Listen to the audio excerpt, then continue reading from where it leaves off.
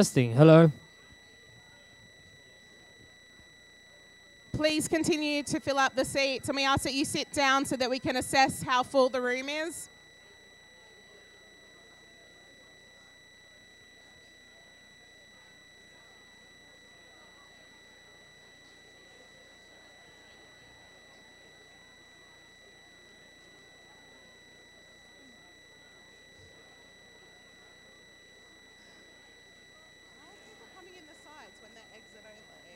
Don't understand.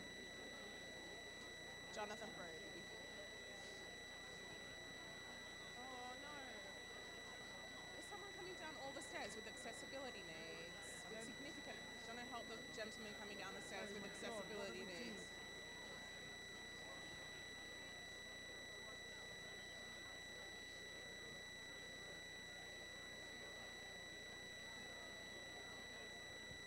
Please continue to make your way in, find a chair, sit down, fill up all the seats.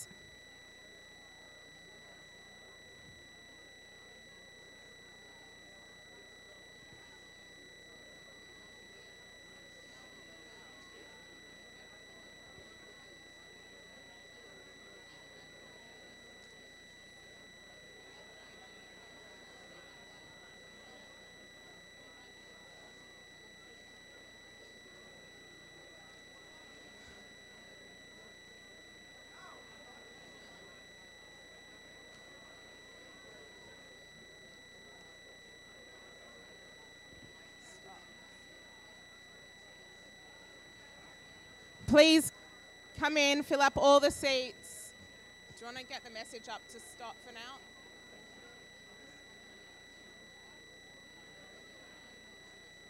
Will, stop. Will's not looking at me. I think that they need to stop so that we can assess. We're going to stop letting people in at the moment so that we can assess how many people are in this room. So if you could please take a seat, fill up all available seats.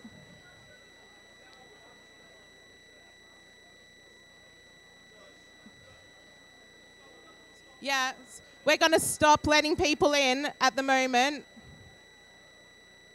So should I just say people's names? Great. Dan. Can we stop letting people in? It's fine. Can you get the message? Will, we're going to stop letting people in. Shavit in there. Brilliant. Danny Angel's with him. Brilliant. Live streaming. Okay, go for it. We'll see you later. It's fine, thank you. Just kick open the door, Danny will let him in. Okay. Yeah, just over here. How many? Wait, come on. How many? Hi, sir. There's a seat over here for you. There's a seat over here for you. Pardon? There's a seat. My wife is Oh, okay.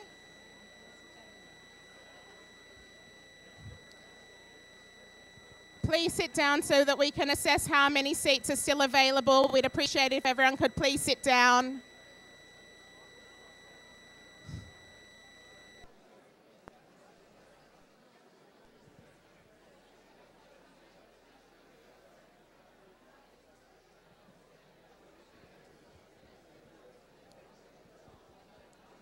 Once again, we'd appreciate it if everyone could please sit down in your seats so we can assess how many seats are still available in the room.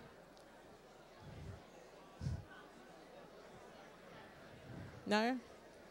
Please sit down so that we can assess how many seats are available within the room.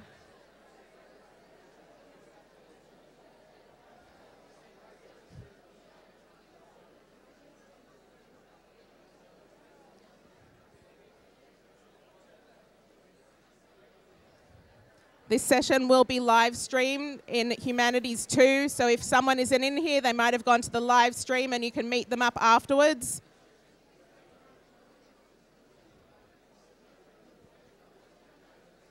All right.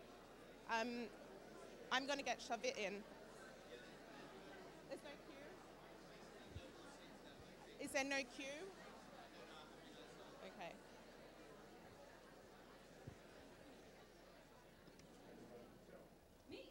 Hi. You You ready to come in? So you go first, or? Well, we could get the mic on you and make sure that that's working. So it's there? Yes, it is. It's in here. I wanted to introduce him. So Okay. Okay. Yeah. Unless you would like to. No, that's fine. You're welcome to. I will get you the mic. Wait, isn't this the mic? No, I think she's going to attach it.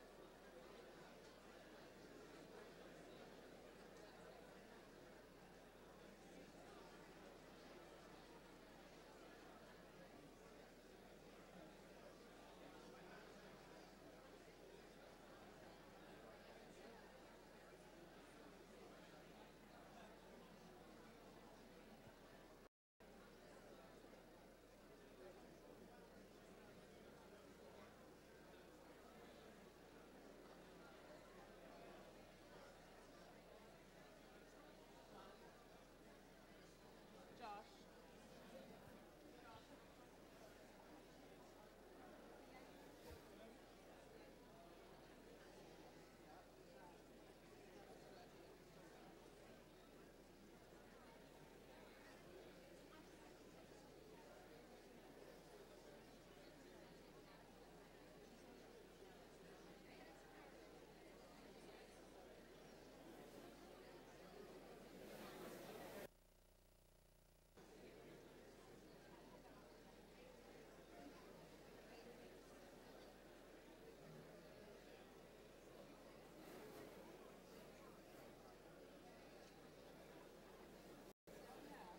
So it should work from there. Yeah, you will. It sounds.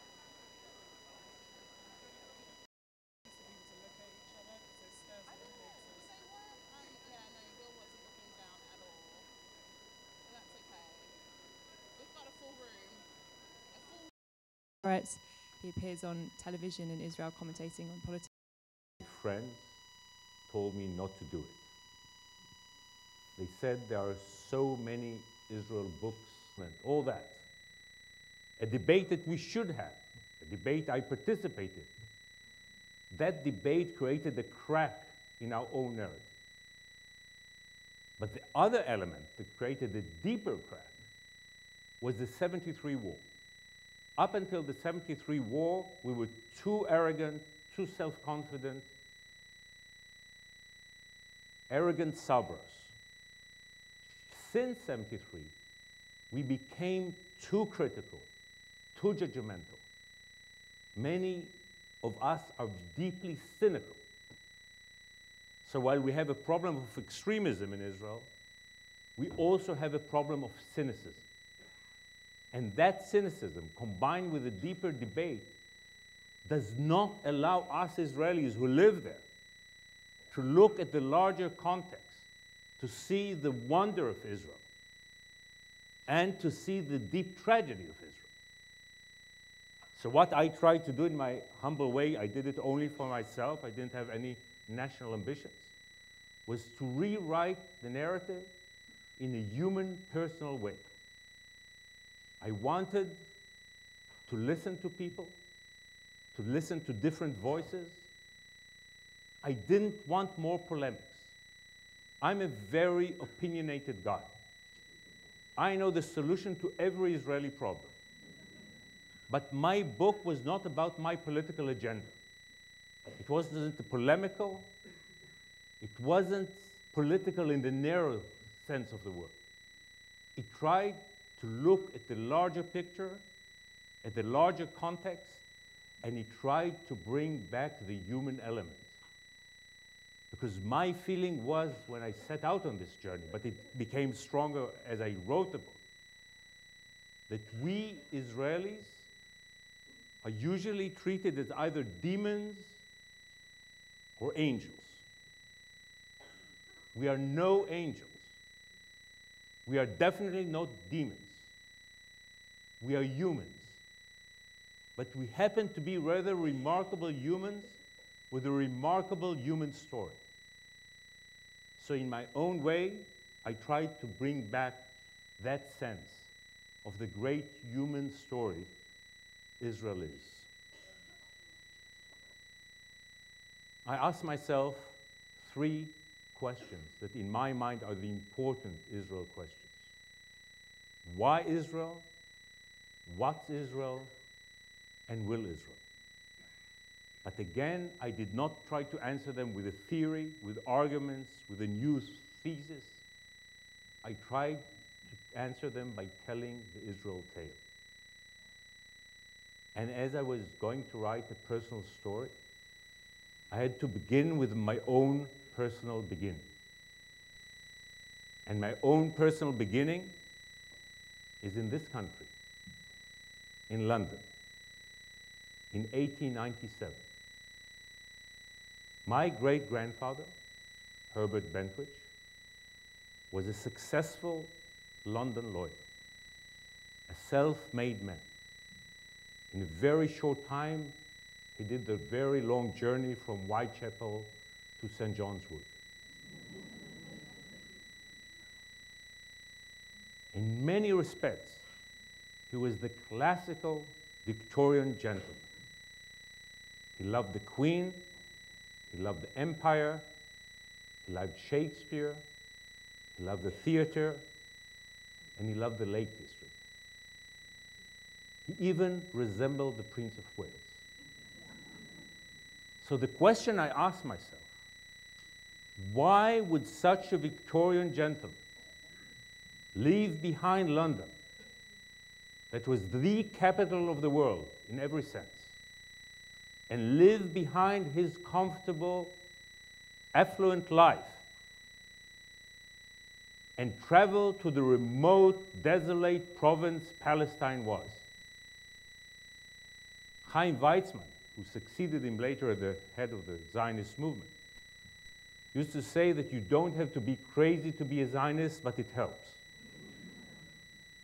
My great-grandfather's journey in April 1897 from London to Jaffa seemed crazy,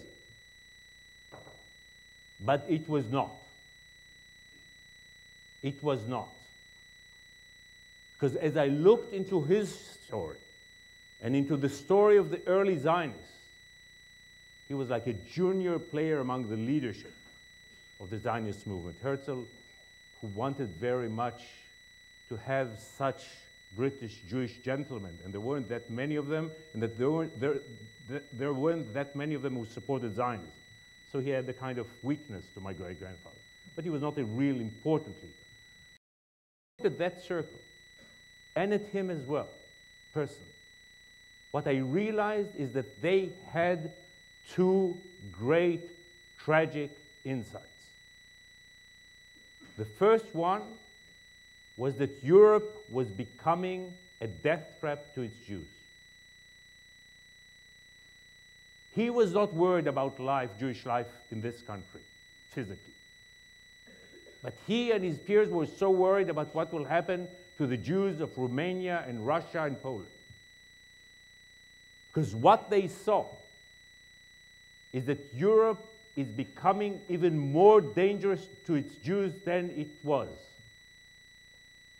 And these days, when so many continental Europeans talk about us and do things regarding us in the way they do, it is important to put the context back. And the context is that we were Europe's ultimate other for 1,500 years. But we were about to become Europe's ultimate victim. Now, the early Zionists did not know there will be a Holocaust. They did not know the 20th century will produce such places as Auschwitz and Treblinka, and such inventions as trains and gas chambers. But they realized that the new race-based anti-Semitism is becoming even more dangerous than the old religion-based anti-Semitism. So they saw some mega pogrom or a series of pogroms. They realized there is no future for the Jews of Eastern Europe and possibly for the entire continental Europe. Herzl had his insight when he saw the Dreyfus trial in Paris, the capital of enlightenment. So faced with the most radical challenge a people can be faced with, the challenge of extinction, these genius Zionists came up with the most radical solution a people can come up with. And in order to save our people, they transferred us from one continent to another and took a land and built a nation and revived the language. And when people say today that Zionism is colonialism or imperialism or racism, nothing is further than the truth. Because what these Zionists did is to take use of European power, political power, economic power, technological and scientific power, in order to create a European-like haven for the Jews outside of Europe that will save them from the rage of Europe. And the one sin of Zionism is that it was too late. Because if Herzl had appeared in 1877 rather than in 1897, and if we would have had a Jewish state in the 1920s rather than in 1948, millions and millions would have been saved.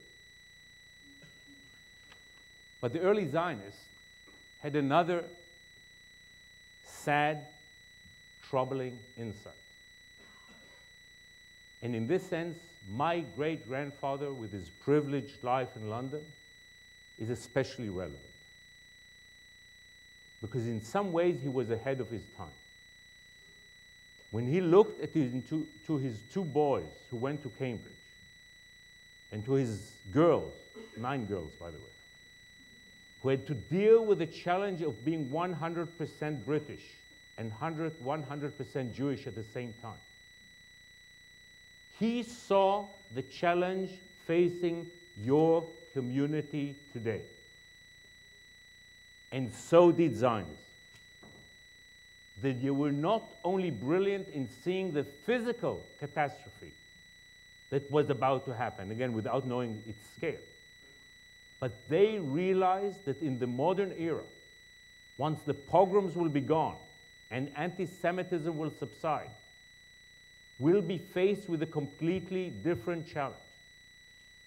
Because the old Jewish formula of survival in the diaspora was based on what I call the 2 great G's: the intimate relationship with God and the defense of the walls of the ghetto. Once the intimate relationship with God changed and the walls of the ghetto crumbled, non-ultra-Orthodox Jewish existence and non-ultra-Orthodox Jewish civilization became endangered. What Zionism was about was not only the physical salvation of the Jews, especially of Eastern Europe, but it was about creating a powerhouse for a modern, relevant, non-ultra-Orthodox Jewish identity that will enable all non-ultra-Orthodox Jews to be inspired by it and energized by it. In brackets, one of the reasons that I'm so angry about my government and about my Israeli politics of the last 20 years is that we are betraying this mission. By surrendering to extremists in Israel, we are betraying young Jews of the diaspora who need our inspiration and need our energy.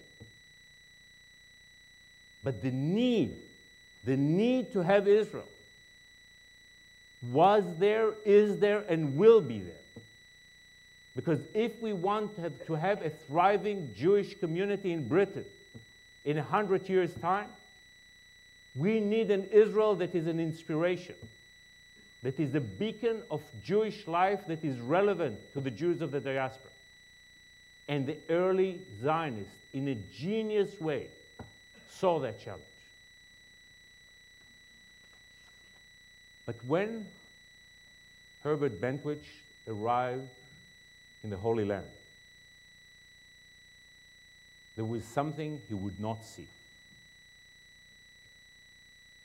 And if what I told you so far are the seeds of the triumph of Israel, which I write about, what he did not see was the seed of the flaw, of the tragedy.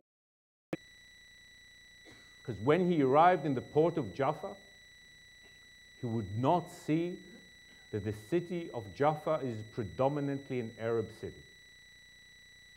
And when he traveled in his Thomas Cook carriages from Jaffa to Jerusalem, and from Jerusalem to the Lake of Galilee, he would not see the dozens and dozens and dozens of Palestinian villages and Palestinian towns. I stand by my great-grandfather. I understand him. We were no conquistadors. There was no Palestinian republic that we conquered, and there was no Palestinian kingdom. There wasn't even a Palestinian people that defined itself politically at that time. That happened later, partly because of the clash with the Zionists. But there were hundreds of thousands of people there, and we would not see them. They did not see us, and we did not see them. And that set out the tragedy that was there, built into the beginning. The conflict did not begin the day Benjamin Netanyahu walked into his office. It did not even begin in 1967. It was there right from the beginning, from the moment of arrival, when we were blind to see them and they were blind to see us. Launched the 100-year war that refuses to end, and that still is so sadly with us as we speak now. I will not tell you about all the twists and turns of the plot of the journey I went through. I'll mention 2 or 3 points. First, in my first chapters about En Harod, the pioneers, the revolutionary pioneers of Emek Israel, Emek Harod, and in another chapter in which I describe the magical orange groves of Rehovot. It's probably one of the chapters I love most in the book. What you see in the tension between these 2 chapters is the 2 forces Zionism had in it. On the one hand, revolutionary zeal, sacrifice, commitment, people who did unbelievable things. That's En Harod. That's the kibbutz, drowning the swamps. But the other side of Zionism, which made it so different from other revolutions, especially the Soviet Revolution, was Rehovot, the orange groves. While we were revolutionaries, we always wanted normalcy too. So there was socialism, aggressive socialism there, but there was free market here. There was sacrifices and zeal there, but there was joie de vivre here. There were always a twinkle in the eye. There was always a party. And that gave us this secret formula of success that enabled us to be. Later on, reality strikes. And I describe it in my chapter about Masada, when I describe the terrible violence of 1936, when we suddenly realize that we are faced with a horrible war, with a life and death conflict against the Palestinians. And that leads to the creation of the ethos of Masada. The next chapter is the one that many people talk about Lida in 1948. Again, I stand with the people, with my people. I describe with terrible pain this terrible human catastrophe. But I don't stand aside as some foreign critic. The tragedy that was there from the beginning reached its climax, its terrible climax in Lida, and by the way, many other places throughout the country. But Lida was larger and more dramatic. But in many ways, the tragedy led to Lida, and if you don't know what I'm talking about, it's the expulsion of the Palestinians who live there. And in many ways, the conflict is the result of Lida. That is where the tragedy was heading, and everything that we experience to this day is the result of that existential clash between them and us. This is the moment when the worst tragedy hit us. But then, it is always so important for me to talk about the chapter that comes after that. That is, in my mind, probably the most important chapter in the book, in which I describe the young Israel of the 1950s. People ask me what I've learned while writing the book. What I've learned was how remarkable young Israel was, the state of Israel. The pioneers were great. The warriors were heroic. But the civilian heroism of Israel in the 1950s is something that no other nation had. Imagine for a moment, God forbid, Britain going through a terrible war in which it loses 650,000 people. And then imagine Britain in the next 3.5 years absorbing 100 million immigrants. 100 million immigrants. Can it be done? Is it humanly possible? Israel of the 1950s did that. We were poor, we were weak, we were surrounded, we were isolated, but we did the impossible. But it's not only the numbers. Who are these people who came to Israel? So many of them were refugees from the Arab world who lost everything overnight. And so many of them were Holocaust survivors, with numbers tattooed into their arms, with nightmares at night. People who lost their first family just 5-6 years ago, their first wives, their first husbands, and would not tell their new families about their old families. And these people, who could have been human wrecks, did not go into bitter hate and despair. Their revenge was not suicide bombing. Their revenge was to live. Their revenge was to send their kids to school and to create a health system and to build housing, cheap housing, ugly housing, but housing. Israel of the 1950s is the greatest triumph of the human spirit I can imagine. You don't have to be Jewish or Zionist or Israeli to recognize it. Sadly, in the following decades, in recent decades, we lost our way politically. I still believe that the DNA of Israel of the 50s is still with us, with the people, with the society. But politically, where are we now and where were we then? We were so poor but so smart then. And we are so rich but often so stupid now. There was such greatness in the way we handled ourselves with all the problems.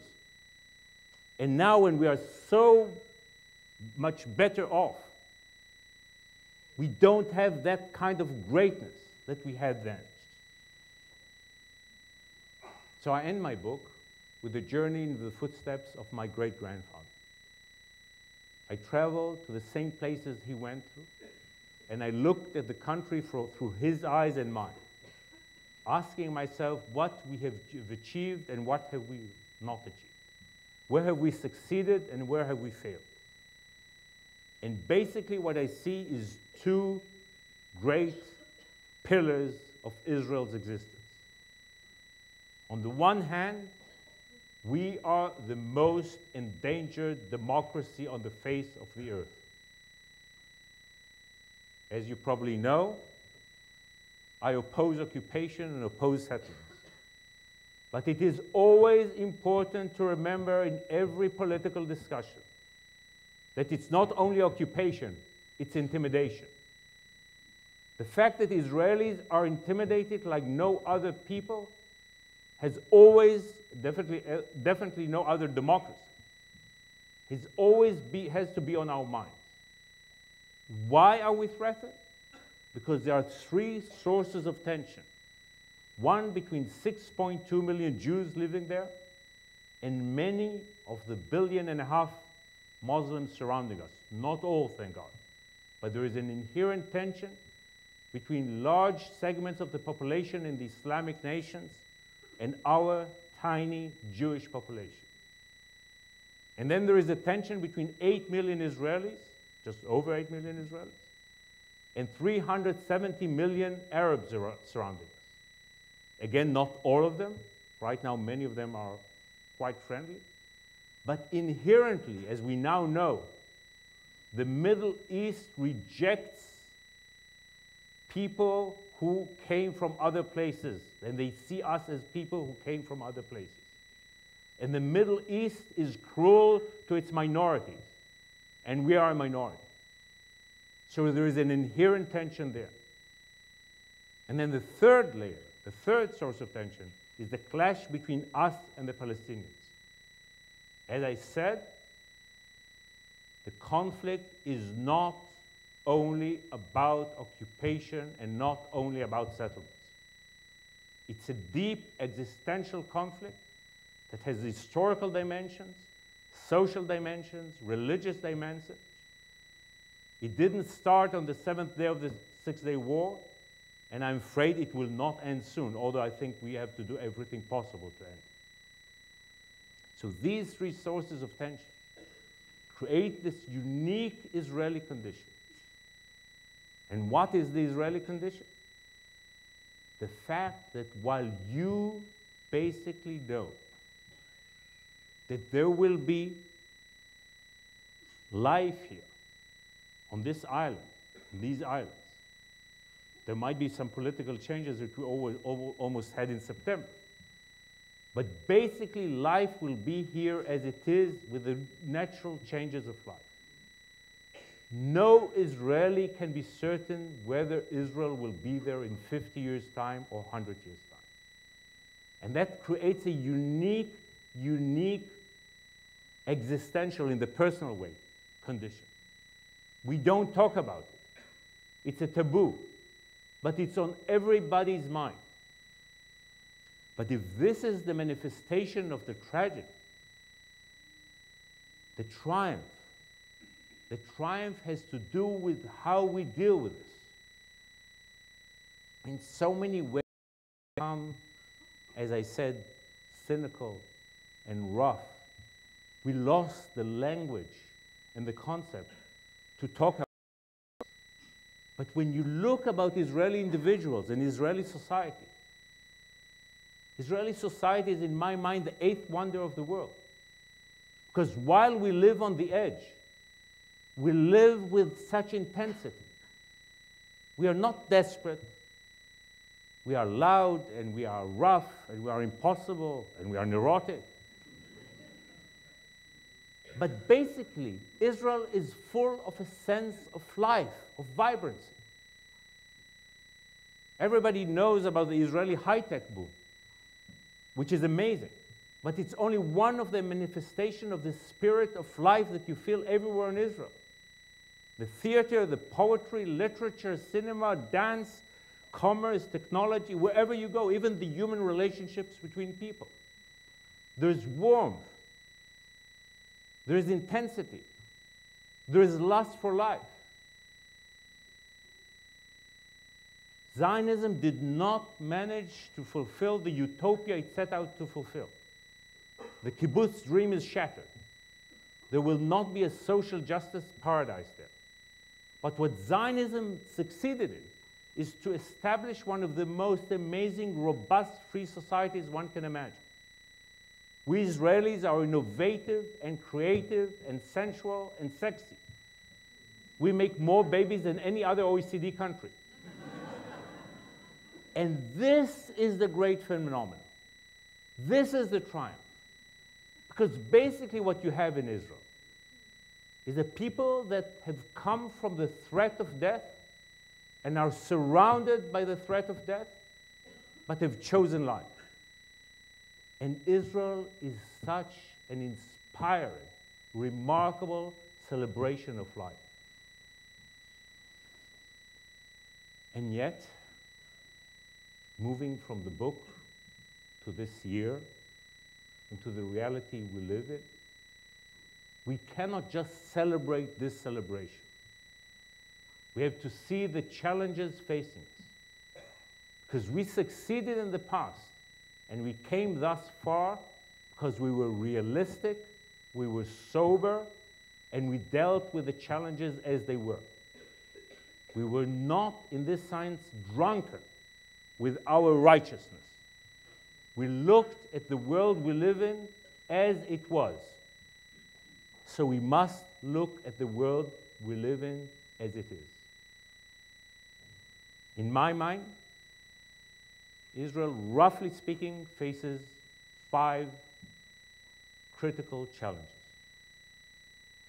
First one, I will not talk much about it because no one can hear about it, but believe me, it's a serious one. That's Iran. If Iran will go nuclear, the Middle East will go nuclear, not only life in Israel will be in jeopardy, life in Europe will change too. Iran, in my mind, is a challenge to our civilization, and Iran, in my mind, is so far a failure of our civilization in dealing with that challenge. I hope and pray we will stop them at the last moment. But it's a serious, serious challenge with which Israel dealt not always with a great success. The second challenge facing us is the Arab chaos. We were all so naive 3.5 years ago. We really believed that the Google kids will rule Egypt. But what we see today is a region in turmoil and chaos. I say it not only as an Israeli. I care about my Arab neighbors. And when I think about Arab young men and women, I think, what are the political options they have? Only in Tunisia there is some hope. But apart from that, it's either an Islamic theocracy, a military dictatorship, a reactionary monarchy, or bloody chaos. So many parts of the world have moved forward. Think of where East Asia is now, where South America is now, East Europe. Only the Middle East insists in going back in time and being bogged down with tribalism, fanaticism, and violence in a way that is even more dangerous than it was 10 years ago. The third challenge facing us is the Palestinian issue. Because don't get me wrong, we have to deal with the Palestinian issue. Basically, we are in a bind. Because on the one hand, the present situation with occupation and settlements and the status quo is our silent killer. It's killing us morally, demographically, and politically. It cannot be sustained. We must act.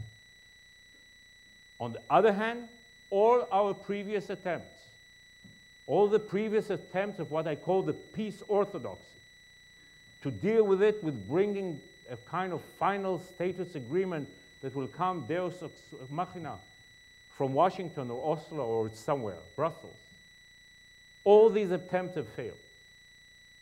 We tried it in 1993. It ended up with buses exploding in Tel Aviv. We tried it in 2000. It ended up with the worst terror offensive that rattled Israel, killed 1,000 Israelis, and led us to act in a way that brought the death of 3,000 Palestinians. We tried it in 2005. We pulled out of Gaza.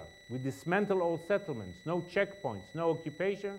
It ended up with the rockets we saw this summer in Tel Aviv. So we are in a bind. We must act. We must change. But on the other hand, all the previous ideas, all the previous attempts have failed. The fourth challenge is the eternal one that has like 3 sub-ones.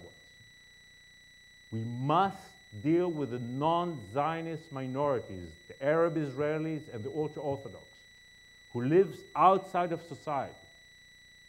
We had like corrupt deals with them.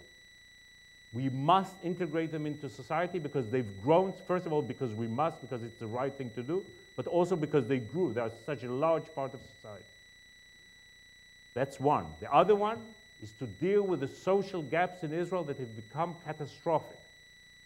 We moved from egalitarian, working social democracy that had high growth and a successful economy to a brutal capitalistic system, simplistic, with simplistic privatization, much worse than even the one you had, that led to terrible gaps in society and to this erosion of the middle class, something we see elsewhere, but it's even worse in Israel.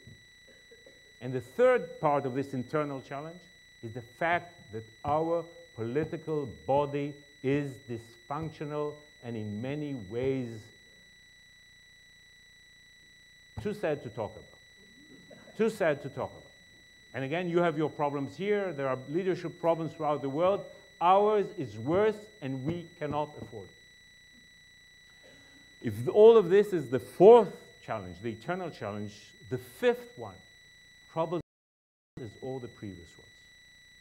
The great success of Zionism was based on 2 principles, never declared. One was that we always had a deep alliance with a great Western power. First it was Britain, then France, then the United States of America. Then there was another principle, and that was that we must always capture the moral high ground. We are a small, lonely people, and we happen to be Jewish. We have morality in our DNA. We are not China, we cannot do Tibet. We are not Russia, not Putin, and we cannot do the Ukraine. We always have to be realistic on the one hand, but to try our best to reach peace and to be as moral as possible within a cruel conflict. David Ben-Gurion was as tough as nails during war. But he always realized that we must try peace first. And we must try the moral way first. We must combine morality with realism. Herzl knew it, Chaim Weizmann knew it, Ben-Gurion knew it. We lost that wisdom. So the way that we are eroding our relationship with the West, it's not only our fault. A lot of the fault is with the West. But the way we've been simplistic and unsophisticated in dealing with the West, and the way we are risking our moral dimension is, as far as I'm concerned, as scary as anything else. But if you think that I'm a pessimist, I'm not. The beauty of Zionism was that we always saw how dangerous it is out there. We always realized it might end with a catastrophe. Our leaders, definitely. But because of that, we force ourselves to be so smart and disciplined and responsible, looking for this middle ground between the justice and power, knowing that without power we will not survive a day. But without justice, there's no meaning for our life and no future for us. So we must look for that balance again. be happy to answer questions regarding this. I believe that Israelis are so remarkable, that Israeli society is so rich, that if we only get the right ideas back, the right vision, and the right kind of leadership, not only the specific person, but a kind of a serving elite as the way we had in the past, we can do wonders, and we can deal with all the challenges that are facing us that are so dramatic. We have to see them as they are, bring up the new thinking, and mobilize ourselves. Not to be dormant in the way we've been in the last decades, just celebrating our economic success and the great hedonistic life in Tel Aviv, which I admire and love. Not only be a high-tech party. We should have high-tech, we should party.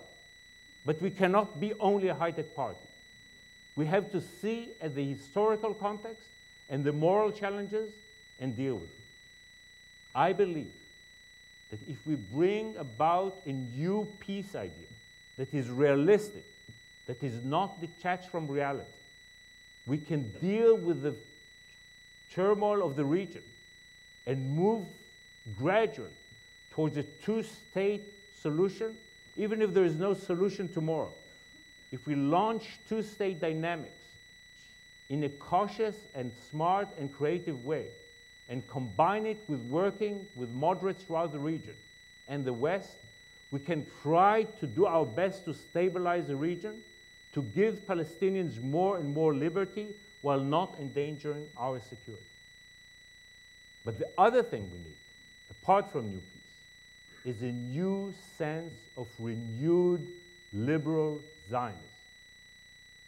In order to change our relationship with the West, in order to change our relationship with the Jewish diaspora, in order to change our relationship with the Jewish youngsters in the diaspora, something I will talk about tomorrow, and in order to give meaning to the sacrifice of our own youngsters, we must renew liberal Zionism that has this balance of morality and realism, of commitment to our people with universal values, of a feeling of meaning and a feeling that we are in the world to do something greater than ourselves.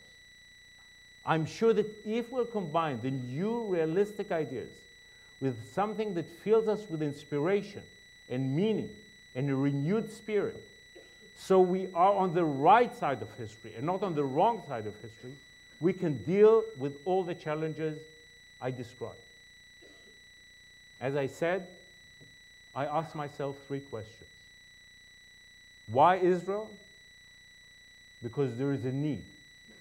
There is a moral imperative to have a home for the homeless people. And what's Israel? It's vitality against all odds. And will Israel? And will the great Jewish communities of the diaspora? That depends on us. Thank you very much.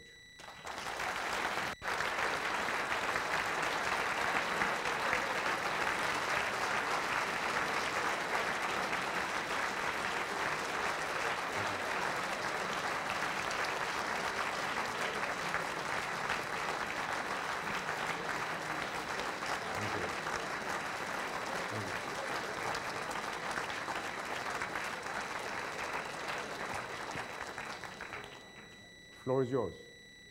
Yes, please. Does it matter if Wasn't das on? Do you speak it?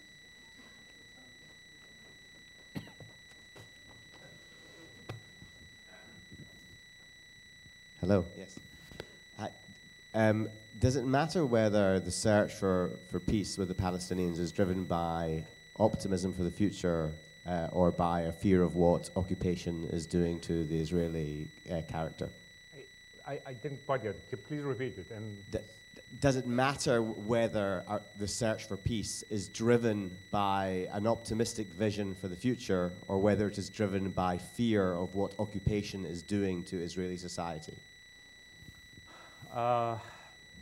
Look, as you see me and hear me, you understand that I'm a deep believer in hope and the positive. I don't think that you can only be driven by fear. But I think that one of the problems of the previous peace enterprises and of the peace movement in Israel and of the peace approach of the international community, that they all totally ignored fear. Israelis, middle-of-the-road Israelis who are not extremists, have legitimate, well-founded fears. People who try to say that we are just neurotic because of the Holocaust and the ghetto, and therefore we don't see how benign and generous the regime in Syria is, don't see it. If there were doubts in the past because it was only about the conflict, the terrible tragedy, the terrible human catastrophe we're experiencing now, shows you that we live in an ocean of violence. Ocean of violence.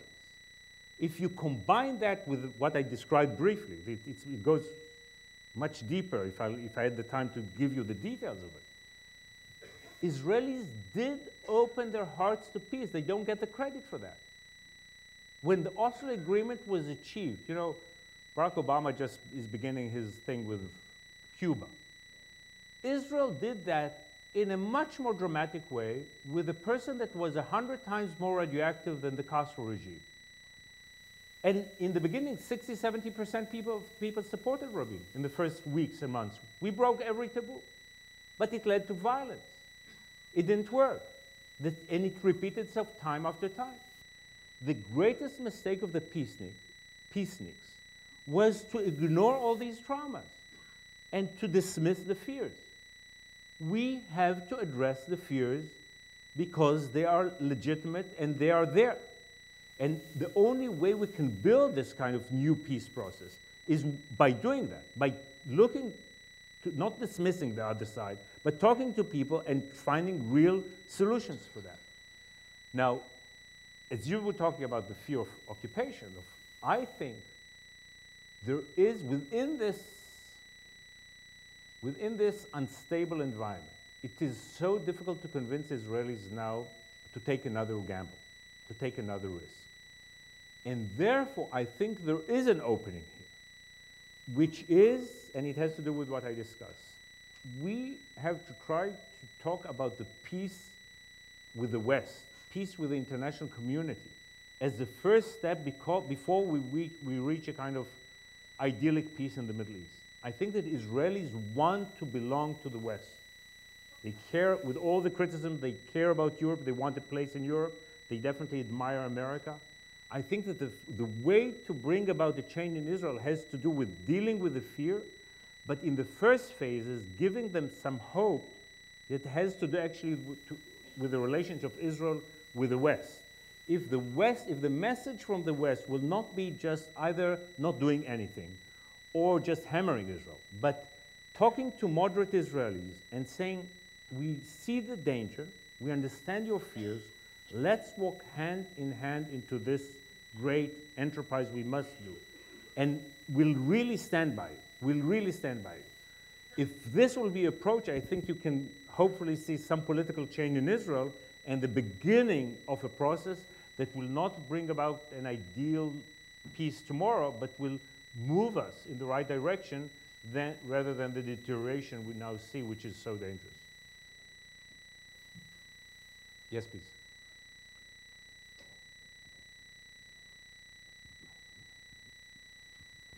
The recent decisions by certain parliaments to recognize Palestine as a state, is it in your mind something that is bringing closer some of the goals that you have in mind? No. And I'll tell you why. You know, I really, again, I'm trying to be hopeful, but sometimes I'm at despair at Israeli folly, at Palestinian folly, and sometimes, forgive me, at European folly. What do these people think will happen? You will not solve anything.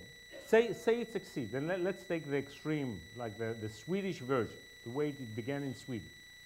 say the Swedish approach succeeds, and the UN declares a Palestinian state in the entire West Bank, and leave aside Gaza, which is another complicated. What happens? You didn't solve anything. You didn't remove one settlement.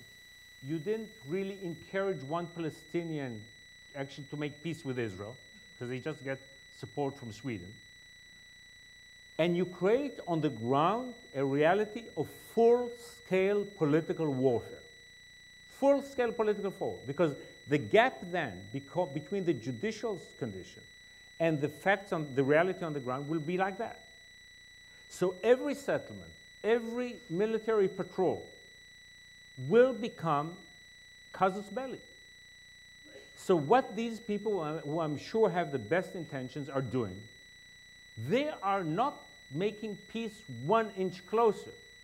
They are making war really close, really close.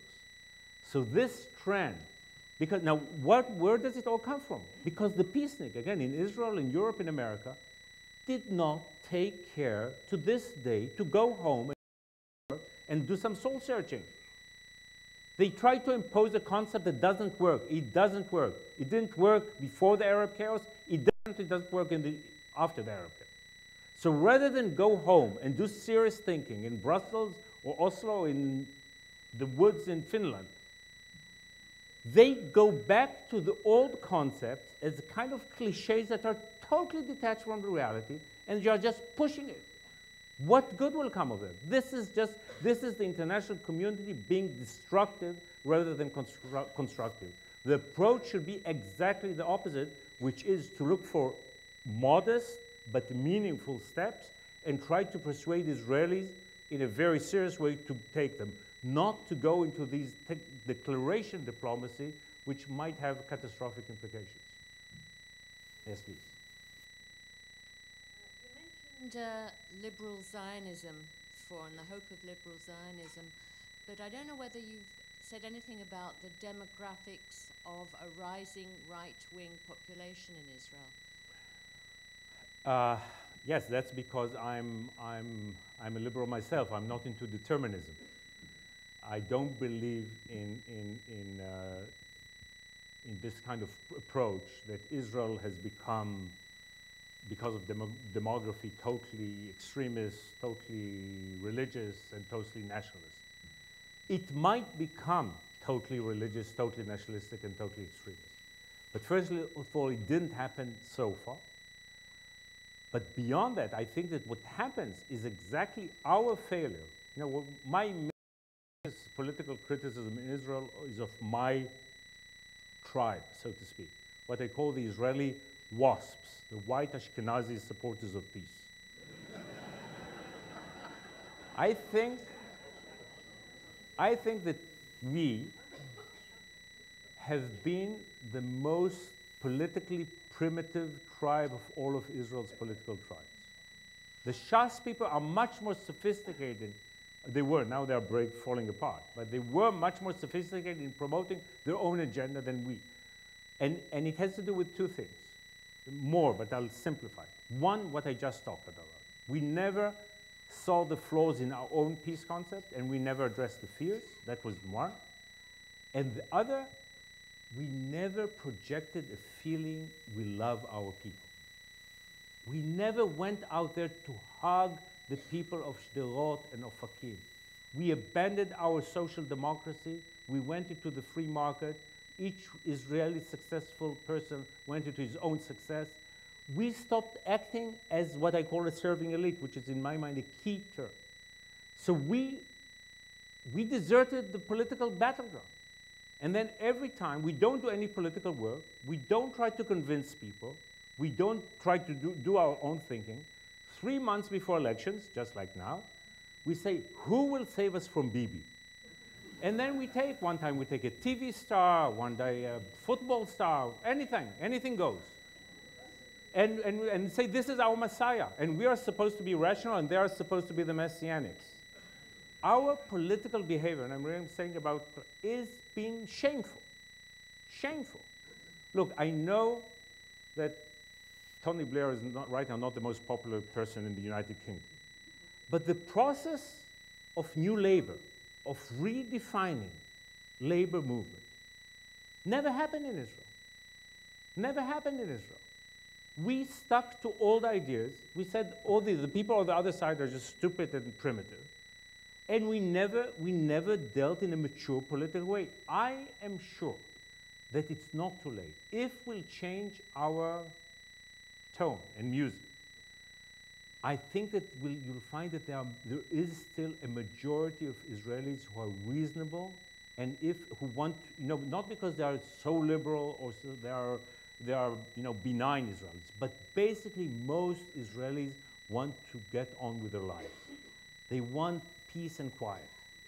Give them, they want a nice house, a good life, good education for the kids. They want very much to be part of the West. If we'll deal with that sentiment, we'll address the issues of the past, I think that you'll be surprised by how moderate Israel suddenly will be. If we don't do that, if we don't do it in the coming years, in this election campaign, in the coming years, then your scenario might happen. Then, if we'll neglect the battlefield for another decade or so, then the extreme forces that are rising already might take over Israel, and this scares me like no other thing does. But it's not too late, and a lot of it is up to us. It's not deterministic forces. Yes, please.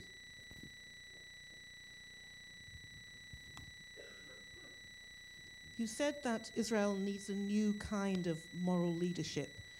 Do you see anyone in the political system at the moment who could measure up to those kind of standards? That's my first part of my question. And the second one is, have you yourself ever thought about going into politics? So if there is a hidden compliment there, then thank you. So first, I'll answer the second part first. I have my initial answer. You're not the first one to ask this question, and my initial and sincere answer is that my beautiful younger second wife says I can go to politics with my third wife. So we'll see, and she's not worth losing. So we'll see about that. But now on a serious note, I think this is the issue. And look, I see now the process of some good people joining Israeli politics, and I'm sure in the new Knesset there will be some improvement with some good people, and hopefully some of the moderate parties having stronger voice. I don't know exactly where it will lead. These snap elections in March will not save us. The people who just say, Rak lo Bibi, even if it's not Bibi, it will still be, it might be the beginning of the beginning. It won't be, we won't have we won't have the government we should have in April, even if the results are favorable. So I believe that we need to do serious work there, and I'll tell you where I am committed. And this is like a transformation I went through the last months. I do see myself as a partner to any attempt to bring about a new kind of civil leadership. As I say, it's not just going there into the Knesset and government. I think that we have to mobilize the Israeli elites, then to work with it. It's not a cliche. There are wonderful, wonderful people out there. They did not have the leadership, again, not in just the sense of the leader. I think that if we'll have a civic society movement in Israel that will begin to create change, and that movement has to be in alliance with the diaspora. I think, and again, this is something I will talk about tomorrow, with the challenges facing us and the challenges facing you, we must work together. And I really believe that this renewed liberal Zionism has to be a diaspora Israel project, where people, where civil leadership in both sides will take the lead, and then hopefully the politicians will follow. But I don't see the brilliant politician right now that will create to change himself. So when I said it's up to us, up to us. Yes, please. Two very quick ones. One, why did you write the book in English before you wrote it in Hebrew? And secondly, where do you stand on what went on in July, August last year, this year? Well, first of all, I wrote the book both in Hebrew and in English. The Hebrew was not published yet, and I'll tell you exactly why. But the reason I wrote the English is that I was commissioned by Random House to write the book, and Random House have this weakness, they like their books in English. So do my great publishers in Britain, Scribe, who are really great. So, and the reason that it's not out in Hebrew yet is that I did all my editing on the English. So I need 2 or 3 quiet months to finish the Hebrew. And since the book came out a year ago, I didn't have quite 2 days. So I hope that soon I will find the quiet time to do the Hebrew. Where am I on the summer? I think it was a traumatic summer and a formative summer. So first of all, I'll say briefly what I think happened. Basically, Israel was very impressive on the defense. We all know about Iron Dome. Iron Dome is, in my mind, deserve more than what was told about it, what was said about it. Because Iron Dome, in my mind, is not only a system, it's the icon of how a high-tech democracy defends itself. And it is an icon of how our relationship with America should be like, unlike where it's so dysfunctional. So Iron Dome, it was not only the amazing success of it, but it's really like, this is what Israel should be about when dealing with the conflict, and this is how to use the power we have, the advantage, facing dark forces outside us. Israel was quite impressive as a society. Again, we had dark, horrible phenomena on the fringes, and even on the wide fringes. But there was something impressive about the way the society was united and kind of resilient.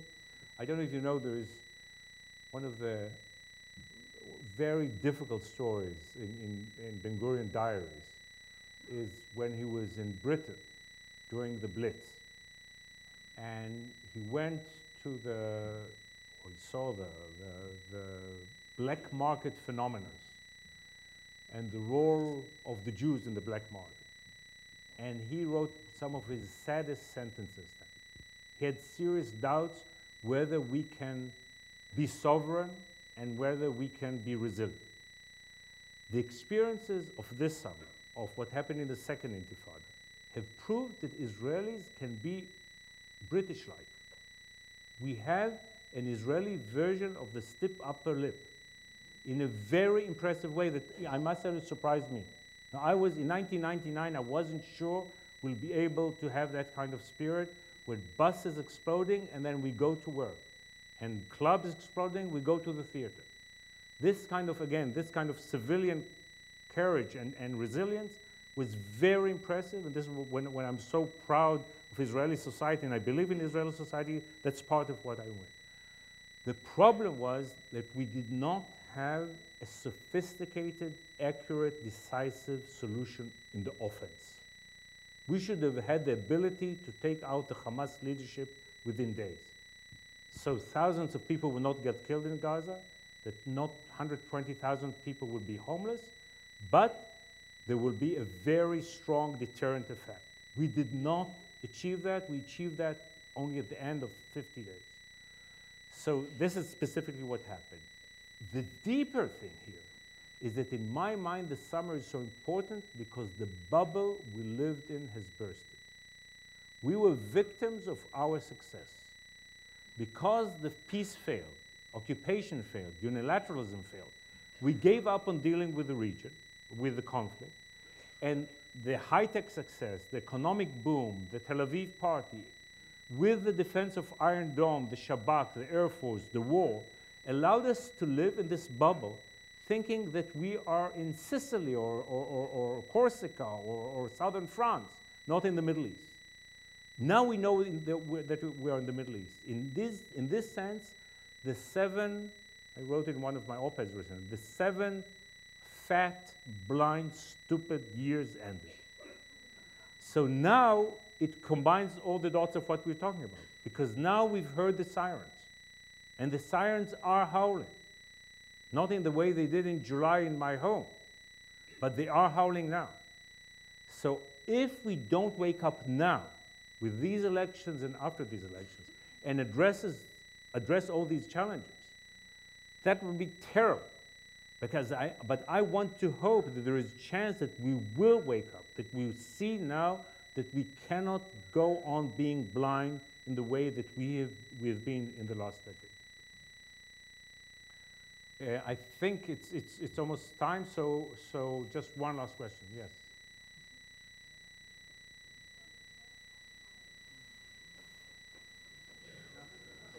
Wow, that's going to be a long one.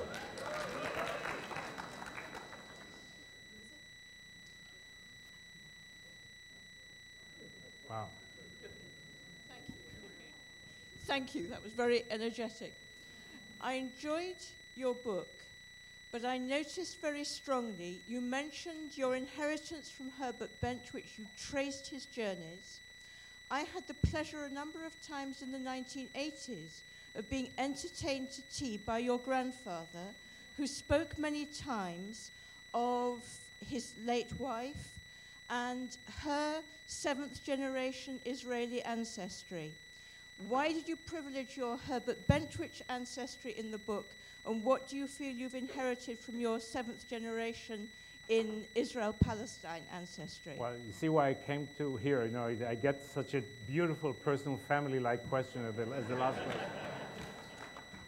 So let's say 2 things. First of all, my grandfather, that sadly is not in the book, is probably, not only was he a dear, dear person, his name was Joseph Bentridge, and talking of like heroism, he left, he was a brilliant, brilliant young mathematician. He entered Trinity College in Cambridge when he was 16, and he left it all in order to go to Palestine, following his father's ideas and his love for my grandmother. And it was only after his death that I realized what a terrible price he paid. He was such an optimistic person. He taught me, and as we are into Judaism here, one of the reasons that I don't have what many other secular Israelis have, which is a kind of resentment to religion and Judaism, is that I saw Judaism with my grandfather that was so beautiful. When he combined his praying with Keats, Shelley, and Bach in such a remarkable way. He was a brilliant person, but he was also a great romantic. So when he prayed, he literally cried. And every morning he would go out jogging to the hills of Jerusalem, bring some flowers after a 10-mile jog, and wake up my grandmother with these flowers. So what I got from him is love, the beauty of mankind, the beauty of religion, the beauty of our heritage, and I owe him so much. So he will be probably in one of the next books. I didn't want to spoil him on this one.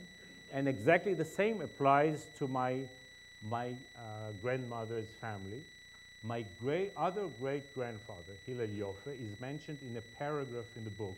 It's quite an amazing story, because when Herbert Bentridge comes to Jaffa, the person who receives him is the person who would be my other great-grandfather. He was a great doctor, one of the first doctors in the land. He was a Russian Jew with a kind of French education, Voltaire by his bed every night. And I love him dearly. In my mind, probably between the two, I would have loved Hillel Yoffe better than Herbert Bentridge. He was softer. He was a kind of a real humanist in the Russian-French tradition. And I really, really hope that I'll find a way to write a book about him too. Thank you very much.